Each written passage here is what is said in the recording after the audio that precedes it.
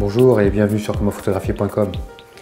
Je voulais avoir un propos à destination des photographes débutants, vraiment des débutants de chez débutants, ceux qui veulent passer au réflexe, qui n'ont pas beaucoup de budget.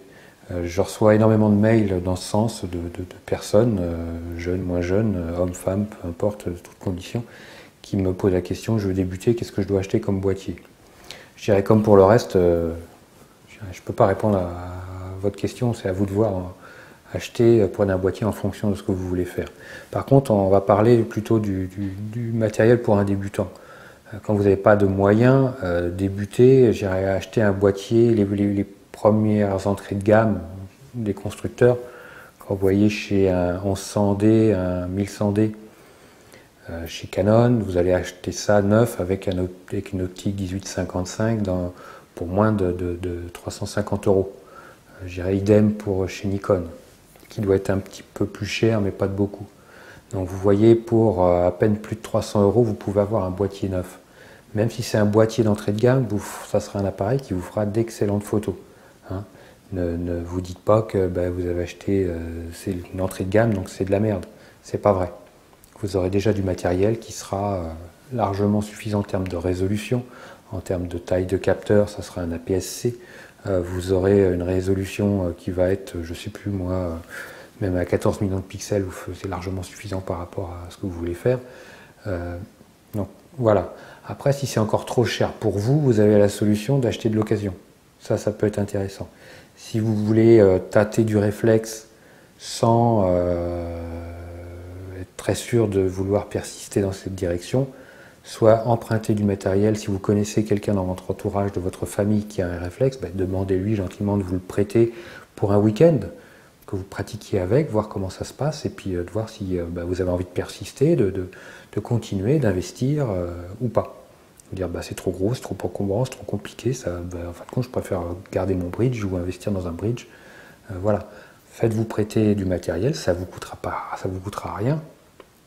Et puis testez ça le temps d'un week-end, d'une semaine de congé, de ce que vous voulez. Testez ça, faites emprunter à votre entourage si vous connaissez quelqu'un qui en a un. Après, vous pouvez acheter du matériel d'occasion. Le matériel d'occasion, je dirais, ça a des vertus, c'est que vous allez les acheter encore moins cher que du matériel neuf. À titre d'exemple, vous pourrez trouver pour 100 € un EOS 10D. C'est les tout premiers appareils réflexes numériques, ça fait partie des premiers, moi j'en ai un. Et vous pourrez pour 100-150 € acheter un appareil photo, parfois même avec l'optique. Donc ça reste à des tarifs encore très raisonnables.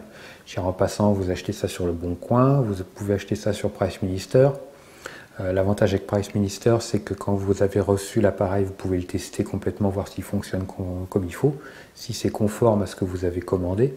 Et puis si c'est conforme à ce que vous avez commandé, qu'il fonctionne parfaitement, vous validez votre achat et le vendeur est payé à ce moment-là.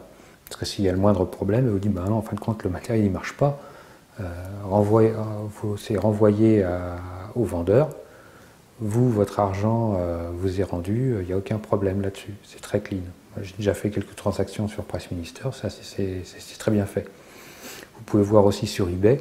Je pense que j'ai jamais acheté sur eBay, mais vous pouvez regarder aussi sur eBay, vous pouvez trouver des choses intéressantes, des opportunités de matériel d'occasion, que ce soit Canon, Nikon ou d'autres marques en numérique.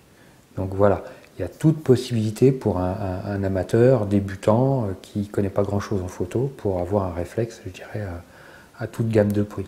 Donc ça c'est important, n'hésitez pas. Il n'y a pas de honte d'avoir du matériel d'occasion et du matériel qui peut avoir 7-8 ans. Avec du matériel de 7-8 ans, s'il est en état de fonctionner correctement, vous ferez des belles choses. Et puis c'est l'idéal pour commencer. On n'a jamais vu un jeune conducteur débarquer, commencer avec une Porsche. Moi, quand j'ai commencé à conduire, j'ai conduit avec une 3 chevaux. Donc voilà, et puis ça me transportait malgré tout. Donc la photo est une passion, il ne faut pas que ça devienne une galère. Ne vous endettez pas avec ce genre de choses, ça n'en vaut pas le coup. Ok ? Donc voilà un peu des idées et des solutions pour commencer à moindre frais et vous permettre d'assouvir votre passion dans les meilleures conditions. Écoutez, merci à vous et puis à très bientôt sur commentphotographier.com et puis bonnes photos.